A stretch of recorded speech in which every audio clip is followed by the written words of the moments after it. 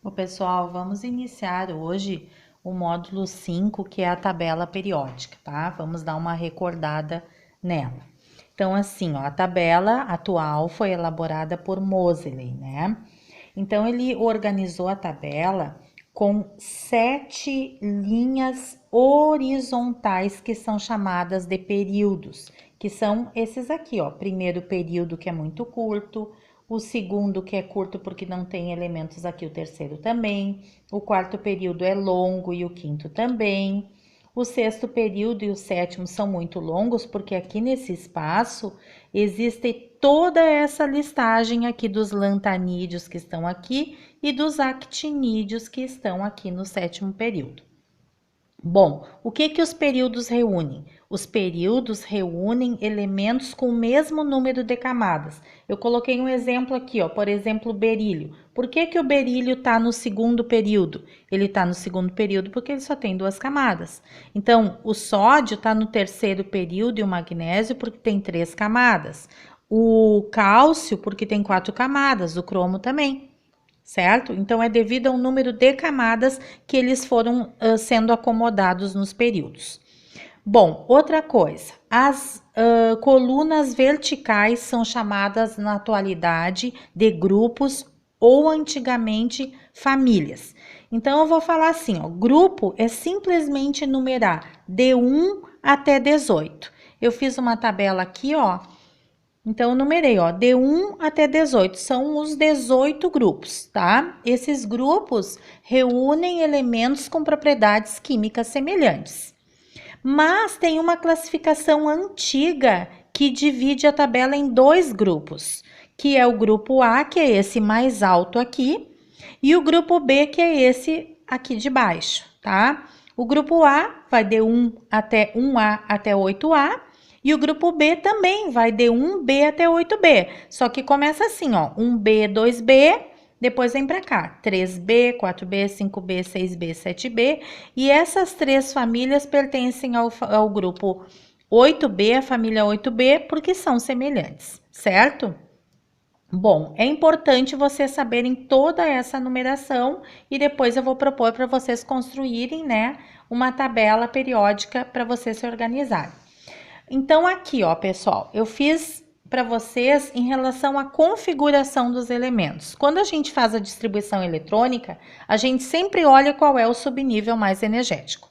Quando o subnível mais energético for o S, os elementos vão estar aqui, ó. Se for S1, vai estar aqui. E se for S2, vai estar aqui. Só com exceção do hélio, que também é S2, ó.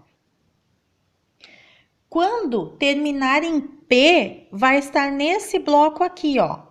Quando terminar em P1 aqui, P2 nessa fileira, P3 nessa, P4 essa, P5 e P6. Depois eu já vou falar por que eu coloquei esse S2 aqui.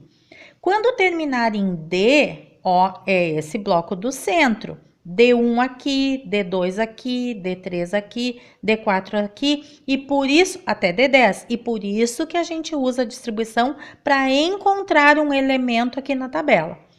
E aqueles que terminam em F são esses que estão aqui embaixo, os lantanídeos e os actinídeos, assim chamados, série dos lantanídeos e actinídeos. Os lantanídeos são aqueles que terminam em 4F e os actinídeos em 5F, tá? Eles estão colocados aqui e aqui. Bom, então eu fiz exemplo, ó, pessoal, disso. Outra coisa, uma classificação, uma nomenclatura. Elementos representativos são aqueles que terminam em S e em P. Então, eu fiz a distribuição eletrônica aqui, ó, pessoal. O sódio termina em S1, né? Então, o sódio está nessa família aqui. O flúor termina em P, quer dizer, o mais energético é o P, é P5. Então, a família que o flúor se encontra é essa aqui, ó, P5. Tá, mas por que eu coloquei o S2 antes? Em primeiro lugar, porque 2 mais 5 dá 7, dá bem certinho o número da família do grupo A, ó. 2 mais 4 dá 6A, ó. Ó, 2 mais 1 dá 3A. Então, isso dá bem certinho. Então, tá aqui, ó. O flúor, O mais energético é o P, mas sempre na mesma camada, sempre na camada de valência vai ter um S2 antes. E isso indica que 2 mais 5 dá 7A. Essa é a família dele. Elementos de transição tem dois tipos, de transição externa e de transição interna. Eu peguei aqui o zircônio. Fiz a distribuição eletrônica dele. Prestem atenção, ele terminou em 4D. Então, o D é esse azul aqui, né? Mas é D2, então o zircônio tá nessa família aqui, ó, D2. Tudo bem, mas professora, por que aqui tu colocou N-1? Porque ele tem 5 camadas. Então, 5 menos 1 dá 4. Aqui ele vai estar na forma de o número de camadas menos 1, menos a unidade. Aqui não, ó. Se ele tem 2 camadas, vai ser 2 aqui, ó.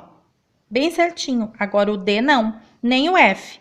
De transição interna se chama F. Desculpa, se chama de transição interna quando termina em F. Tá. Agora, por que é N-2, né? Fiz a distribuição do sério. E ele terminou em 4F2. 4F é sinal que ele está nessa fileira aqui, né? Bom, por que 4, professora? Porque ele tem 6 camadas. E quando terminar em F, vai estar sempre 2 números a menos. É isso, então, pessoal. Eu proponho que vocês façam uma tabela completando assim, como essa aqui, tá? Um beijo.